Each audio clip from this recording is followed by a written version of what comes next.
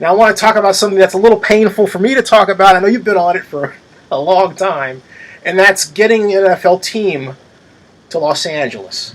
Because you and I go back to Michael Ovitz, and he wanted the Hacienda in Carson. And let's talk about the history of that, because I think this is we have a unique opportunity to bring a perspective that people haven't heard before, into this. So what's happened today is that this is all about brand new stadia. It's about stadia that have large numbers of luxury boxes, premium seating, jumbo scoreboards, naming rights, signage. It's about all the revenue that can come from these stadia. Unfortunately, it's not about fan loyalty, and all the way back to 1992 when I helped Mayor Jordan save the Giants, when you and I worked on Elihu Harris and Save the A's. I was also chairman with Jack Lindquist, head of Disneyland, of Save the Rams. Because I have a fundamental belief that a pro franchise is not a private business in the same sense as your corner drugstore. These owners buy a team, subject to all sorts of regulations, revenue sharing, that are not private business concepts.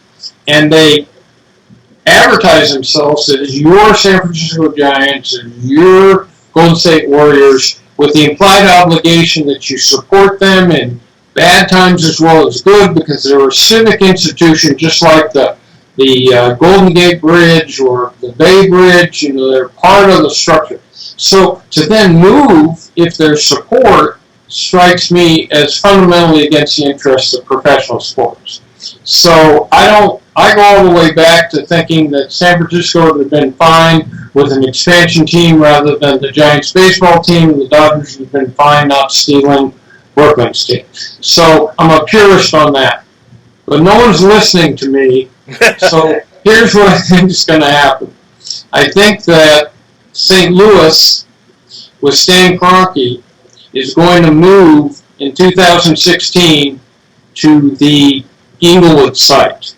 I think they have very powerful owners like Bob Kraft and Jerry Jones who are behind it. I think that will then put pressure on the San Diego Chargers to become the second tenant in that project.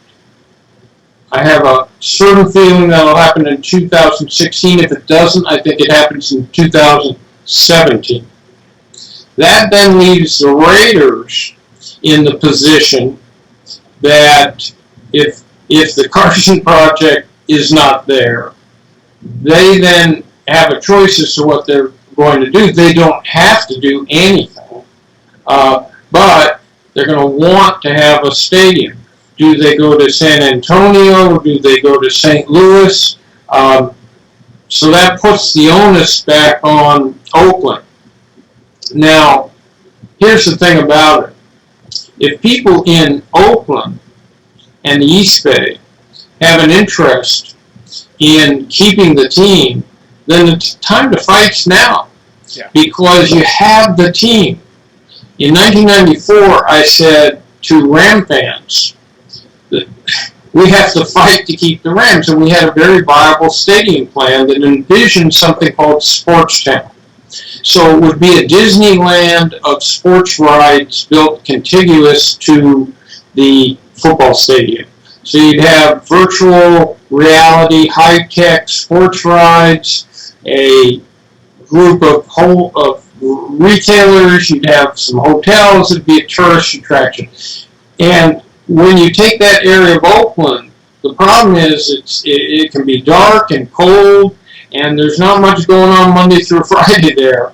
And if you're going to justify the cost of what could be $1 billion to $2 billion project, you've got to have more commercial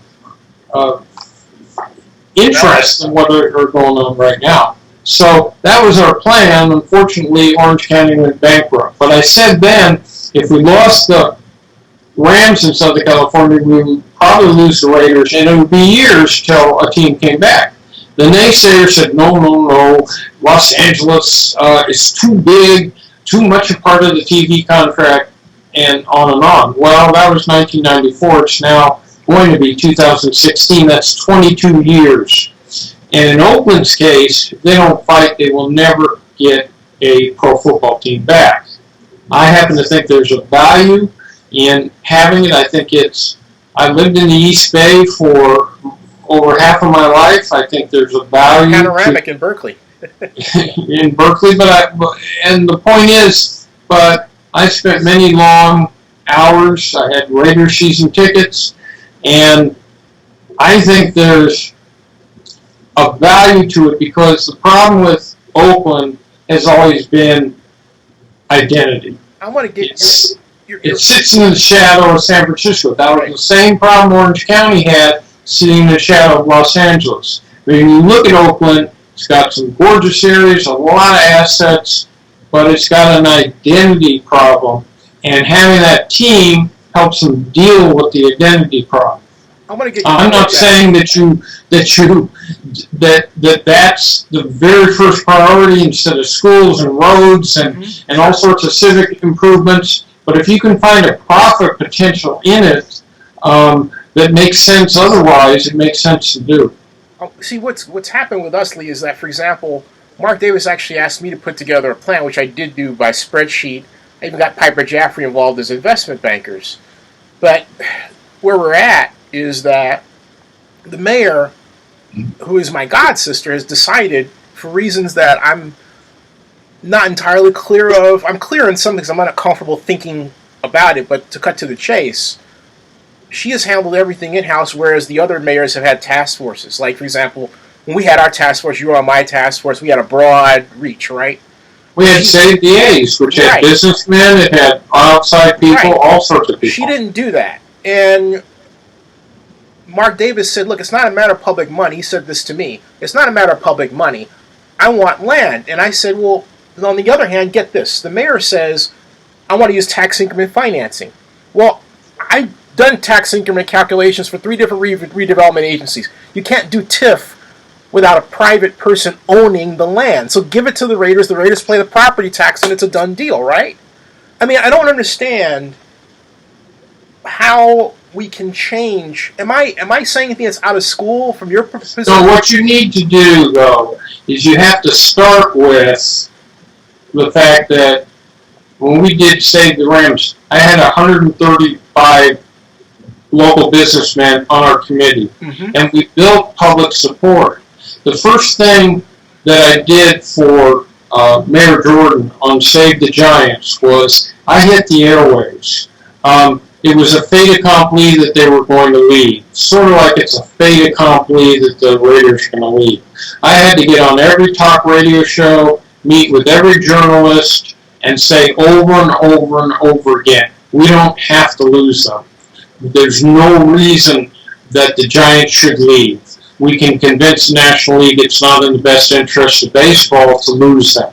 But we have to show there's a there, that we care, and that there's excitement here.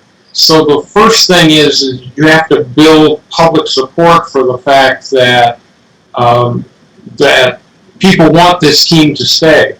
That will catalyze the mayor and the other public figures. You've got to get out and get that together, and then get a group of people who are willing to be part of the solution. That will influence Mark Davis. It'll change everything. And the Bay Area is the 5th largest market in the country, so it certainly has enough going on. The team actually is in a resurgence period, playing better than the 49ers, and they've got some young, attractive stars.